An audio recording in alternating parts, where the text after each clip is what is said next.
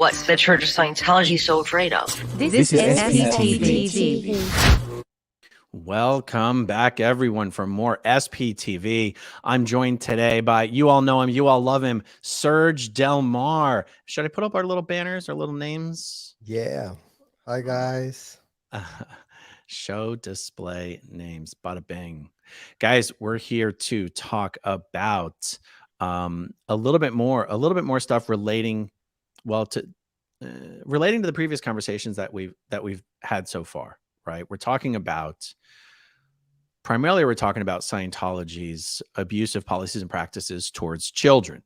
This was brought up a couple weeks ago with a lawsuit that was unsealed, suing Scientology recruiter Gavin Potter, suing David Miscavige, suing a few Scientology organizations for specifically targeting young girls, underage girls, for recruitment into Scientology and marrying them off to older Sea Org members.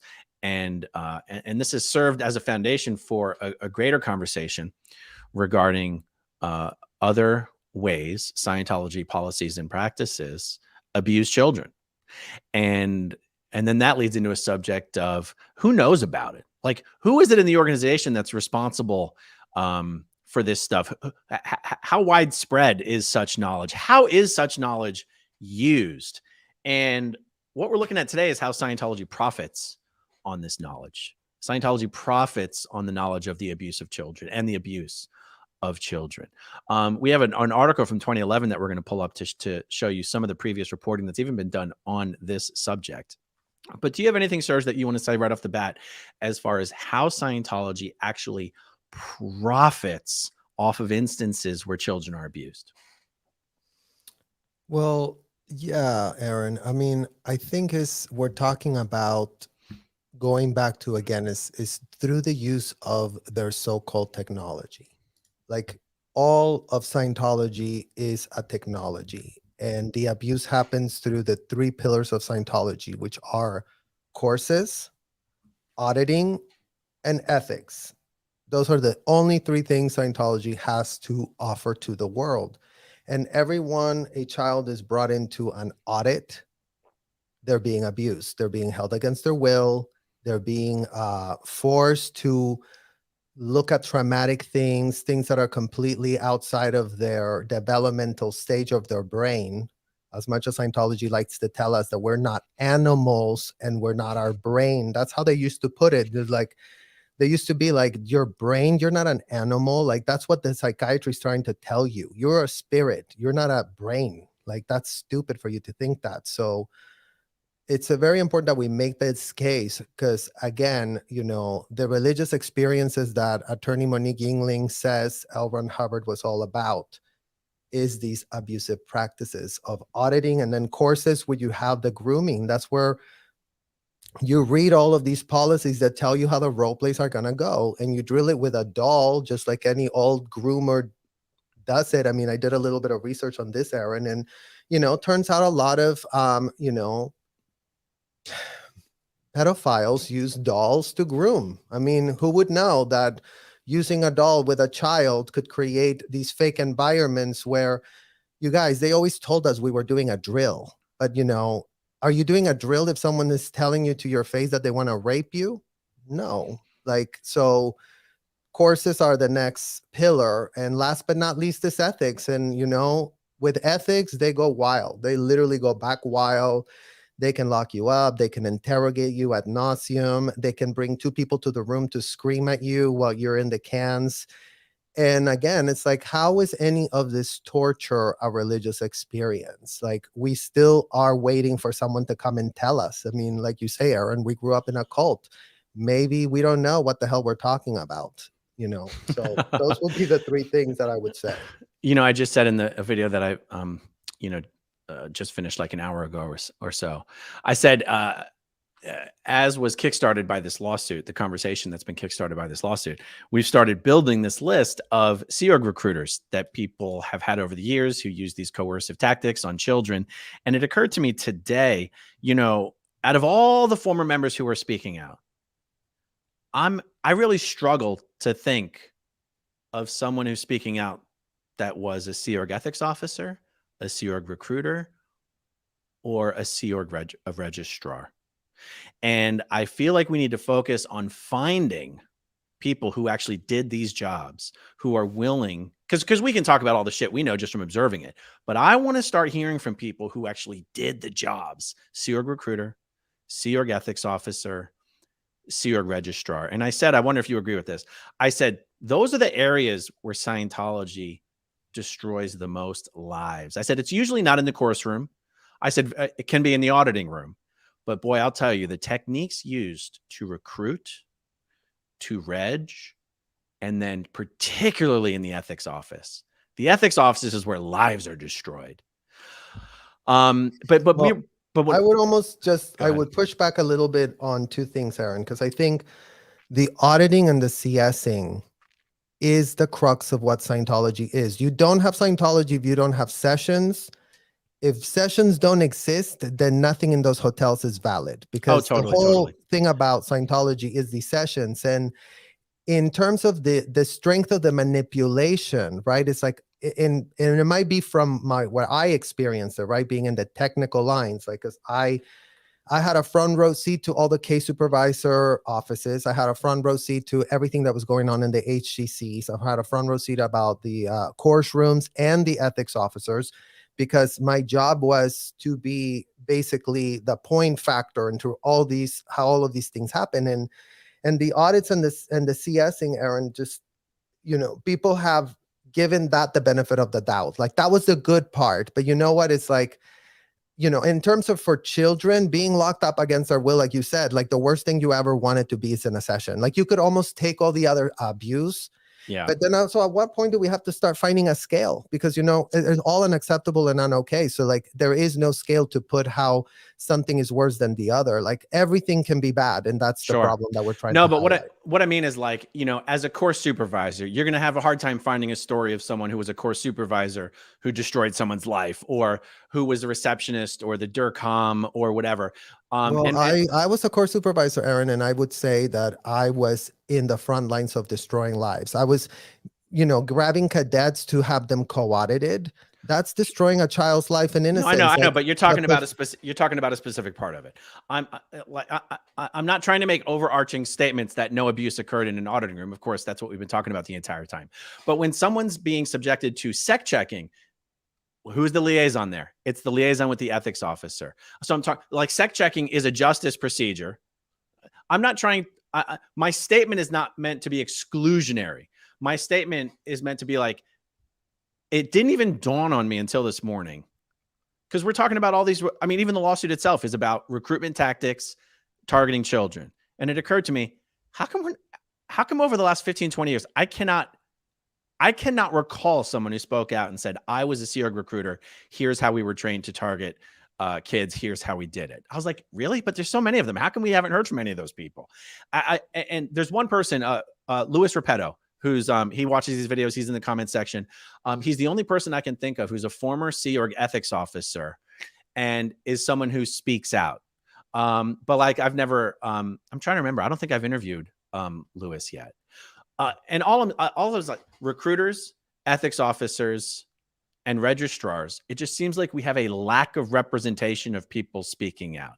It wasn't an attempt to minimize what happens in an auditing session. Do you know what I'm saying? But like, but we don't have enough CSs or auditors either speaking out. So it's really the same. They're all part of the same thing, really. That's true.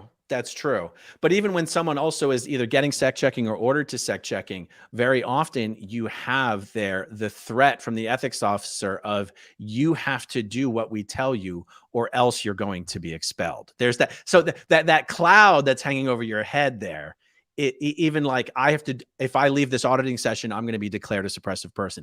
That's a cloud hanging over from ethics. That's ethics that's going to instill that pain. Aside from the technical pain of being forced to sit there and, listen to someone have a child be subjected to interrogation regarding, and that's why it's important to advocate against it all, because you know what, at the end of the day, L. Ron Hubbard has a contract that is not in anyone's best interest. And it doesn't matter where you end up in this whole ladder of crazy abuse. And it's just a cycle of abuse. And it is all a hamster wheel of abuse. Like, everything happens. Like, if this doesn't happen, then that happens. If that doesn't happen, then this is going here. So none of that is ever beneficial to the end user. And I think that's really kind of like the bottom line argument to make. Like nothing is just beneficial to the end user. So they cannot be audited, CS, regged, recruited, because it's not to anyone's benefit. Right. So when we're talking about monetizing these things, that's where it then comes up. Like some guy in an auditing session or in an ethics interview admits to abusing a child. Help the viewers understand how Scientology monetizes that. Well, because the audits are, a fake deposition, first of all, because you're in a position where you're going to be asked highly incriminating questions. And as we said in our previous live, you're never going to get in trouble as an auditor for asking inappropriate questions. In fact, you're going to get in trouble for not asking, because then you're going to be told namby-pamby, thidy-weedy. So in what position are people that completed a 2-week course in a hotel in a position to be asking legally incriminating questions? Because going back to the confession, if you're asking them from a canned list, did you do this? Did you commit a felony? Did you commit a rape? These are highly looking into a specific area, and that's being monetized when the information is extracted, is data mined out of that end user. Oh yeah, I did this. Okay, great. Now let's put you on a tailor-made sec check, which in Scientology, I mean, these people double down and then triple down, because the tailor-made sec check is now going to be questions that are specifically related to that exact felony that person just admitted to. But now let's do 20 questions on that from a case supervisor in Scientology. That again, what are these case supervisors doing? Completing a 2-week course and then pouring through these notes and then coming up with the questions. Like L. Ron Hubbard gives them that power, right? Make up whatever you want, have at it, right? Like there is no guardrails and there is no attorney present when you're being asked these self-incriminating questions in this hotel room. So that's what is going on. And the fact that then they quadruple down to be like, once they found that they monetize it, it's just inconceivable that any of this is happening. So let's share this article. By the way, if you're one of the 600 people watching live right now, do us a favor, hit that like button. It's free, it's easy, it's fast, and it actually helps with notifications, believe it or not. Okay, this is an article from the Tampa Bay Times. I can't get the Tampa Bay Times logo there. Does it matter? Bada boom, Tampa Bay Times. Guys, this article is from 2011. They were talking about this stuff. Serge, I'm going to jump to the part in this article where it talks about the registrars getting the dirt on people and using it in fundraising. So let's find it here. Okay, but one of the team's tactics didn't come from a best practices list. The Los Angeles fundraisers routinely asked ethics officers, directors of processing, and church registrars to divulge parishioners' personal secrets. Plahuta said, this is a quote from Cindy Plahuta, a good friend of mine, a good friend of the Headleys. Cindy's someone I hope to be talking to on the channel very soon. We would find out what trouble they had been in, what their buttons are, how much money they had. We had the skinny on everybody. In Scientology, directors of processing made sure parishioners are progressing through their auditing sessions. They often hear church members' most intimate thoughts. You spiel? Is that a typo? You spiel your guts. You spiel your guts. That was a thing to say. Go spiel your guts at the ethics officer, spiel your guts at the DFP, which means like hold no boundaries and tell them everything that's going on. Are you sure that wasn't someone with a horrible accent saying spill your guts? Sorry. No one thinks my jokes are funnier than me. Okay. You spiel your guts out at a DFP. That's a director of processing interview is what DFP means. You tell him everything that's upsetting with you, everything you want to handle. It was not confidential by any means. I could tell you who the child molesters are. The guy naked under the raincoat exposing himself, the people who've had affairs. Parishioners had no idea their secrets were out, and fundraisers were careful not to let on. But they made clear in their presentations that superpower would address the issues they knew were troubling their targets. The reason it's mentioning superpower here, guys, is because one of the things Cindy was doing in Scientology was getting people to pay for a series of auditing actions called superpower. Okay, so let's see. They are there because they know something is wrong with them. The fundraisers talked generally about that specific aberration and how ruinous It was for society. So this is literally monetizing abuse is not just a cute title for a video. Scientology, when they find out that someone is abusing, well, anyone, but including children, or if they find out that one of the things ruining your life is you were abused as a child, their goal is to monetize it. And yeah, that's why that is the subject of this video. What thoughts did you have about this article? Well, first of all, shout out to Sydney, because you know what? I appreciate, if people got involved with L. Ron Hubbard and something horrific went down, like that's fine, come honest, be transparent about it. And I really appreciate Sydney's honesty and just saying like, look, this is what was going on. It was all normalized. It wasn't anyone's ideas, and people were taken, their naivete was exploited ad nauseum. And that's context. Like, so, if you're afraid to come out and say what the hell was going on in those hotels, don't be afraid, because you know what? It's like the more you're transparent now and the more you can own up to what was going on, the more we can change this. And it's like, our intention is not here to sit here and point fingers. The fingers pointed at L. Ron Hubbard. He's the idiot that put all of this together. So I just want to make that clear for people. And, we are trying to arbitrate into this insanity, right? Trying to let people understand in the audience what's going on in the hotels and how this insanity is bred, because, all of these ideas have contaminated everyone in the hotel. So all of these depravities are going on. They don't even think twice about it. And it's like, think about it, like everyone there has given up their critical thinking, because L. Ron Hubbard told them it would be in their best interest to not have critical thoughts while they're inside the hotel. So yet again, we go back to attorney Monique Yingling that thought this was a very angelic man, like an unindicted runaway felon that decided that all of his subjects could not have critical thoughts against him is an angelical religious man.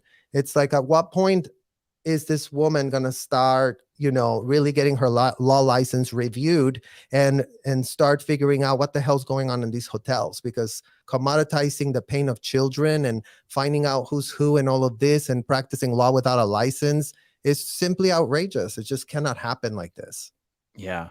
One of the things I'm really hoping more people will come forward to discuss on all of our channels is people who, no matter where they were in the Scientology hierarchy, can discuss what knowledge, even if it's just superficial knowledge, what knowledge they had received or even gleaned of various ways that they knew, they heard children in Scientology were being abused and it was being covered up.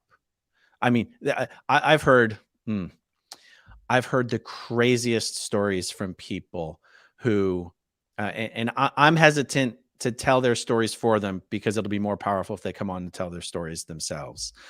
In Scientology, I don't want to use the Scientology words. Well, no, but I mean, who have heard of the Office of Special Affairs specifically covering up the most horrific abuses of children in a way that very specifically allowed the abuse continue to occur. I'll tell the story right now without, there was a guy, was it Martin Wiseman? Was it Martin Wiseman? He was not qualified for INCOM. Guys, Scientology, INCOM is the name of the organization that handles all of Scientology's computerization. INCOMM, International Network of Computerized Organized Management. He wasn't qualified for INCOM because every time he tried to do his clearances, it would come up that he was a pedophile. And so even though he couldn't qualify to become INCOM staff, they would send him out on projects by himself all over the world to do computerization at the orgs, knowing he was a pedophile. Knowing he was a pedophile, they would allow him to be put up in the homes of public Scientologists who had kids, and he would molest their kids. And then when someone who was on auditor training was assigned to audit him, he started confessing these things. He was very, I guess you could say, apologetic. He was like, there's something wrong with me. I don't know what's wrong with me. Like, I can't help it. I have this compulsion. I can't stop. And the person who was auditing him reported it to the Office of Special Affairs International. and said, one, I'm not going to keep auditing this guy because it's disgusting and I can't handle it. Two, he has to be reported to Interpol. He has videos on his phone of children doing illegal things, and he crosses country lines with this material on him, and he's molesting Scientology children. And they continued to send him out on project by himself, knowing this. It does not get much worse than that. And I just, it's almost an appeal. I want as many people as possible to come forward with stories like that they know of. And I'll name names. I'll name names as long as people have names to give me. I don't care. Because this is what I mean when Scientology can't do anything about what we're doing. Scientology can't sue any of us into silence. And I would love for Scientology to sue us for any of this shit that we're saying. That would be my dream, because then we get to depose them. You know what I'm saying? So that's why we're having these conversations. We're talking about the monetization of abuse, and allowing the abuse to continue. Is there anyone in Scientology who actually thinks that Scientology can fix people like this? I don't believe it. Do you think there's anyone in there that actually believes that shit, or is it just an excuse?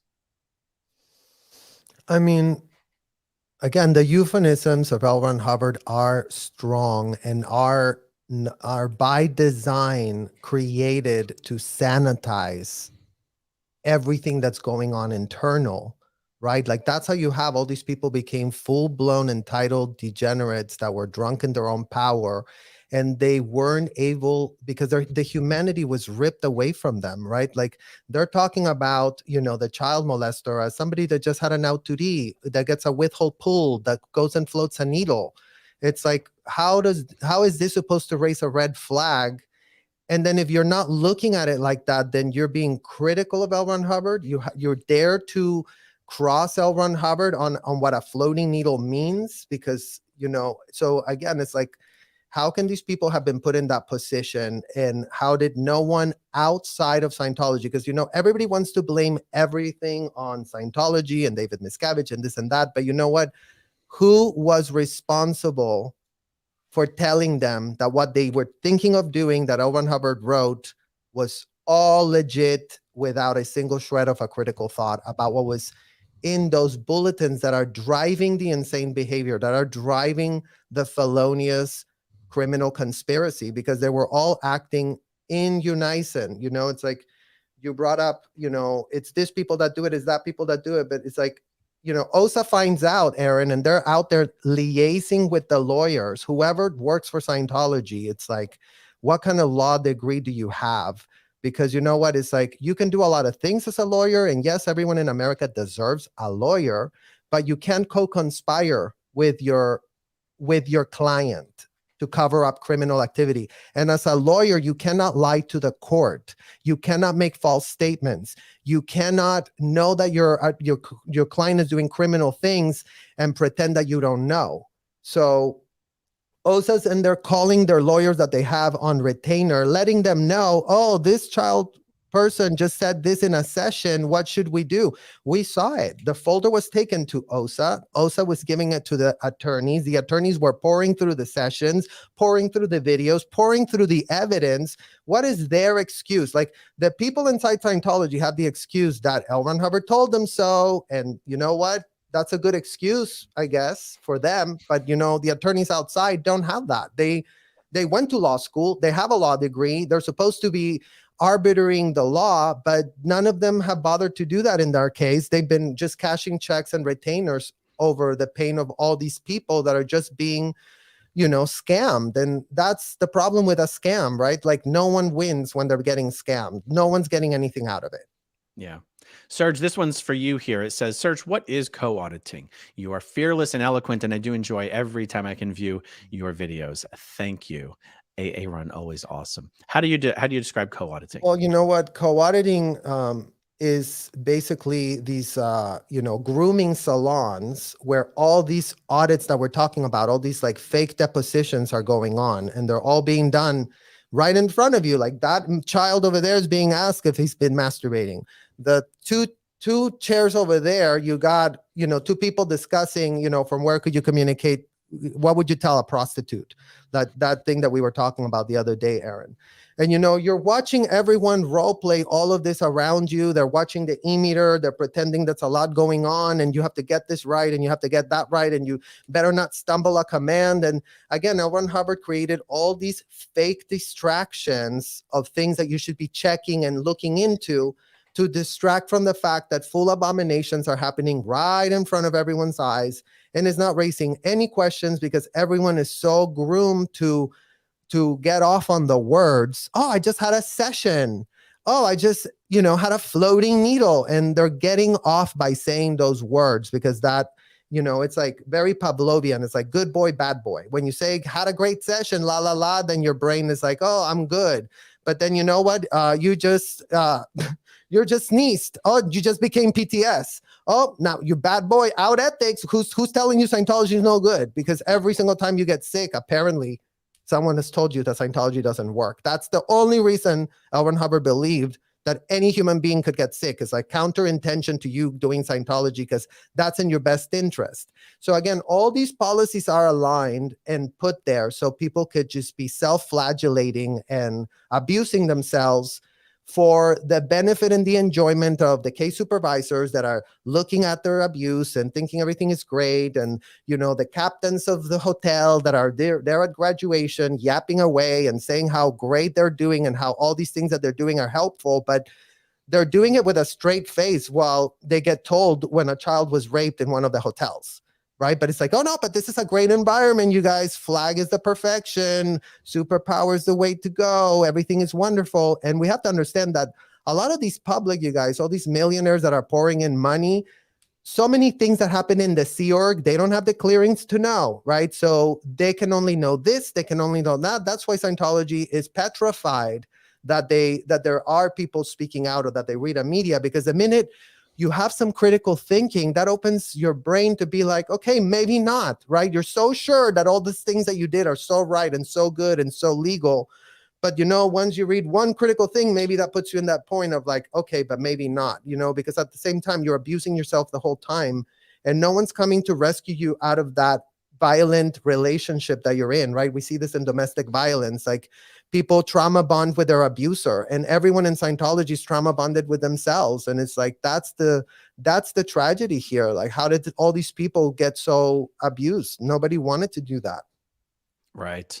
I want to bring attention back to something that to me speaks to the bullshit Scientology keeps saying to the press about not having any policy preventing Scientologists from reporting each other to the police.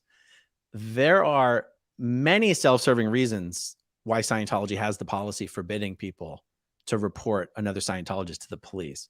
But in this quote here, we have what I think is one of the most important reasons. They monetize it. If they sent you to prison, they couldn't monetize the abuse by selling you your salvation through auditing. The Los Angeles fundraisers routinely asked ethics officers, directors of processing, and church registrars to divulge parishioners' personal secrets. We would find out what trouble they had been in, what their buttons are, how much money they had. We had the skinny on everyone. And then where was the part where she, oh my God, yeah, she added, it was not confidential by any means. I could tell you who the child molesters are. Well, guess what? That's because none of them were reported to the police. They were in the Hubbard Guidance Center paying $2,500 for a 12-hour block of auditing. That's why would Scientology report you to the police when they can monetize your abuse and audit the evil out of you? I mean, just for the dollar. It really makes me question, is there any auditor who audited a freaking child molester who actually thought they were fixing that person? It's very hard for me to actually believe that there was. I mean, I don't know. What do you think? I mean, unfortunately, I know firsthand, I'm firsthand that auditor, Aaron, because when I was sent to the RPF as a child, my twin was a self-admitted pedophile that Marty Rathbun had sent there. So going back again to this Marty Rathbun man, he sent a self-admitted child pedophile to the RPF to get rehabilitated, because going back to your point, it's like then they can use them, right? As long as they rehabilitate them. And I could tell you when I was auditing him, I was being abused. I was being forced to role play for a self-admitted pedophile. This position that I was an auditor, a therapist, a person that was there to clean his withholds and to run this L. Ron Hubbard technology. Like none of it makes sense and none of it is valid and all of it is absolutely ridiculous. And it's just all L. Ron Hubbard's fantasy. It's just literally role playing L. Ron Hubbard's fantasies.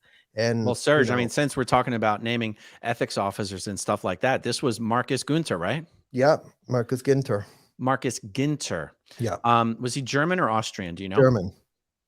And I remember Marcus was a student MAA ethics officer at the Coachman building when I was training there. I can't remember if I only saw him when I came back in 98 or if he was there during the 96 training evolution. Do you remember? In 96, he had already been sent to the RPF. So you got him second time around. Oh. So you had Marcus Ginter and Jens Emil Roest was the other ethics officer that worked in there with him. Those were the two I knew at that time. If there was any others, I didn't know who they were. So literally, here's the crazy thing, guys. I mean, everything we're talking about is crazy. The person Serge is talking about was an ethics officer at the most prestigious Sea Org base in the world. And the guy was an admitted pedophile. I mean, it's like Scientologists most of them don't actually like public Scientologists. You're people who are just paying. I don't really want to let anyone off the hook for what they know or don't know. But we can say they don't know the shit that goes on behind the scenes with Sea Org members. They don't know that. They don't know that when they show up to the ethics officer and they're being handled, that this guy is someone who's admitted to being a pedophile. But certain Sea Org executives know that kind of stuff. For example, you just said Marty Rathbun is the one who sent Marcus to the RPF. Well, Marty Rathbun wasn't protecting society or even Scientology kids from that pedophile. In fact, he sent him to the RPF where he twinned up with you, a child, and spent countless hours basically abusing you in auditing sessions. I mean, it's so sick. Most Scientologists don't even know that it gets quite that sick. Would you agree with that? Well, going back to the confront of evil, Aaron, I think that it's the sword has two sharp edges. On the one hand, you don't know, but on the one hand, you saw it all and you were there. And you know that what we're talking about is standard. It's covered in policy. Nothing in that hotel could be done if it wasn't in a role-playing script of L. Ron Hubbard and one of his hundreds of bulletins or policies, right? So everything was always justified with, we're applying this policy, we're applying this technology, we're applying the writings of an unindicted felon. And it's like, how did that experiment bode for everybody? Yeah. Okay, so here's a question. Gigi, would they explain to a kid what masturbation is if they said they didn't know during auditing? Would that be grooming? Would child have been embarrassed to admit they didn't know? It's so reprehensible. The answer is yes. They would literally explain they would open up a dictionary. They would say, child goes, what does that mean? Oh, let's look up the definition of that word. Let's open the dictionary. They would literally open up the dictionary, probably Webster's Young Readers. Well, then do a demonstration. Oh, we have a demo kit here. Let me demonstrate how that looks, how that could be, and give you mass. I mean, that's what they called it. Look over read definition 1 out loud for me. Then the kid would read the definition out loud. What does that definition mean to you in your own words? The kid would now have to tell the auditor, by the way, male, female, doesn't matter. The kid would now have to tell the auditor in his own words what that definition means. The auditor would then say, use that word in a sentence for me. And the kid would probably have to use the word in 5, 10 sentences. And if there's more than one definition, they go, okay, read the next definition out loud for me. It is thorough. It's humiliating. And by the way, that word that you're using in your example, the word, that's the mildest word. That's the mildest word. You know, there's certain auditing actions. Serge and I, we have a plan. We're going to do a dedicated pre-demonetized video so that YouTube doesn't strike us. We strike ourselves so that YouTube knows we're playing by the rules. And we are actually going to use real examples of what's called the grade 0A and 0B lists. The most vulgar, intentionally vulgar and disgusting words and subjects that are used in this particular auditing action, that a child of any age, you know, 10, 11 and above, there's no restrictions on doing this particular auditing action. And it's a low level auditing action. So any child going up the bridge is going to do this particular auditing action pretty early on. And you're going to see just how disgusting it is. And by the way, it's a tailor-made list of items. So L. Ron Hubbard didn't say, these are the items. He literally says, essentially, come up with the most disgusting, vile, degrading things that you can think of. And there are certain staff members and SEERG members who get really excited when someone's about to get up to this auditing action because they want to put some good ones on that list. I can't even say the words in this video, but we're going to do it so people really get the idea. Yeah, we should do that sooner than later. Because we're going to be talking about this quite often. At least that's my plan. Okay, let's see what this one says. Raven Azure of law enforcement. If law enforcement is watching this, could they be convinced enough to push on investigating the Church of Scientology after hearing these stories? Could these live shows be used as evidence in court? I mean, anything could be used as evidence in court, you know? I mean, it's one of the, in my view, one of the benefits of putting out a lot of content about this is that it won't be hard to find. And it's not like we will have said it once in one video and you have to find the video. I want there to be so much content describing about how the practice of auditing, either receiving auditing or giving auditing, is harmful to children, that people don't have to go searching for it. It's one of the top things you find when you search Scientology on YouTube or the internet. You know? But the other thing that I would add to that, Reventure, is law enforcement has been fully notified and brief. There's been plenty of us minors that have now gone to the Clearwater Police and had all our separate interviews, long, lengthy interviews. The Clearwater Police took a lot of time asking us a lot of questions. They wanted to know a hell of a lot of things, and all of it resulted in nothing. So the problem with these law enforcement agencies is they're not incentivized to be on the right side of the law. They've been lazy. They've been co-opted into, you know, fraternizing with the enemy. They are sleeping with the enemy. I mean, we're talking, the Fort Harrison is right behind the Clearwater Police Station, you guys. This hotel is not in some remote location, Jeffrey Epstein style. The Clearwater Police is right behind them. And you know what? There's been reports, there's been people, there's been things that they could have seen themselves, but they're not bringing themselves up to be, you know, to actually do what they need to do. They're pretending that they're scared and that they can't find anything. And they come up with all these pathetic excuses about how them with the guns can't do anything for a child inside that hotel. I mean, just imagine everything that Aaron and I are discussing right now is being done in those hotels. And under this idea that the angelical man that L. Ron Hubbard was cannot be criticized by anyone, an unindicted runaway felon cannot be criticized by anybody. And these things can just be done to another child, and the parents can pay for their children to be put into this. I mean, going back to the point, it's like, yeah, Americans have free land. And if you're 21 and up and L. Ron Hubbard is the way you want to get your freak on, go sign up with them. They're going to give you a ton of paperwork to sign so that you are admitting that you like it that rough. I mean, those are the contracts Monique Yingling and her attorneys put together. You know, no suing, no this, no that, no liability at all. Like, you're signing away all your rights, and you're being told by L. Ron Hubbard that it's going to get rough because, again, it's like, yeah, you're groomed, but, you know, if you're an adult and you're getting involved in this, that is at your own peril.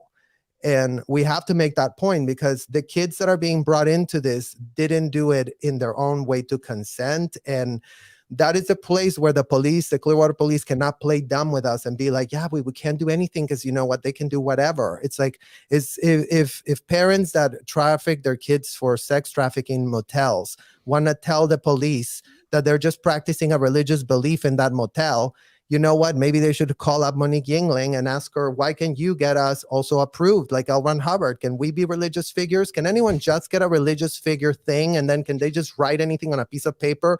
And is that enough to circumvent the law? Because I mean, I think that's what is being shown to all of us kids that were trafficked, that it's just that easy to circumvent the law. As long as you have an attorney that's retained and they're going to write and lie about you, everything is fine. And the police can't help you. No one in law enforcement can help you. You're just like completely out of luck. It sucks to be you. It's like you pulled it in. Like we're being told today that we pulled this into ourselves. Like there's nothing can be done. So that's kind of where we are with law enforcement. They're just on the wrong side of the law. Yeah. Guys, if you are one of, let me show Laura's comment here. If you're one of the 1,000 people watching right now, please hit the like button for us. It actually helps with notifications, which, as you can see from Laura's comment, YouTube is notorious for not sending out notifications to people who've asked for them. We do believe that hitting that like button helps with notifications. So, Serge, here's one, and then perhaps we'll wrap it up here. Griffin family, does Scientology use a dictionary different than public school? What's your take on this? I mean, they have all manner of regular dictionaries, Webster's this, Webster that. I mean, we literally had to pour through all of them to find the right definition. It was always about finding the exact right definition. So they have normal WOG dictionaries, but the only thing you're ever clearing is words that L. Ron Hubbard wrote, and you're only understanding what he's pitching to you. And that is how they stunted our growth and our intelligence and our intellect, because we were literally on a diet of L. Ron Hubbard 367, 365, 24/7, every day, every night, all the time. So they use a regular dictionary, but it almost doesn't matter because they don't let you read anything else other than L. Ron Hubbard. Yeah, it's true. Diana B says Scientology lawyers' licenses needs to be investigating. Absolutely. Melissa says, why do you keep saying practicing law without a license? Explain that, Serge. Because, you know, as having seen what these audits really become, and then having to then study what a deposition is and how that's conducted. I mean, depositions and audits are conducted in the same set of circumstances. In a room, table, both people sitting across each other. One party is interrogating the other. There's a set of things that they're needing to find out. There's a set of things that they're being told to check. Now, with the law, it offers parameters. You can go this far based on what we have of evidence of here. You can ask these questions or not. And you afford the person that's being interrogated an advocate so that they don't incriminate themselves. So in Scientology, they're asking you the incriminating questions, and they're not allowing for anyone to be there. And if you refuse to answer the incriminating questions, they're punishing you and they're putting this on you.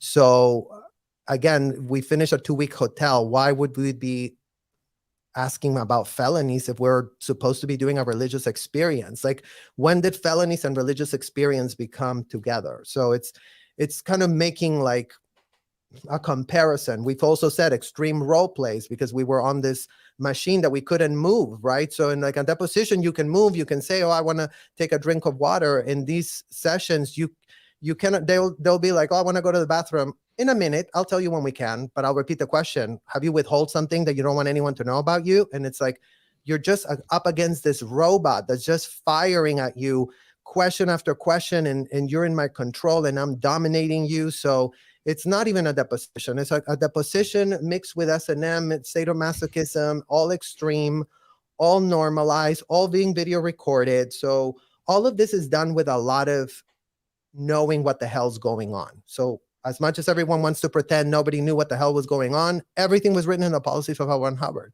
everything we discuss here. So we're trying to make the case of what the hell's going on, because also like Clearwater police, they interrogate people that are suspected of crimes, right? But how come in the street across, a police can only ask certain things? There's certain things they can say, cannot say. The person can call up a lawyer. No, don't interrogate my client anymore. He wants to leave now. Going back to the advocacy part.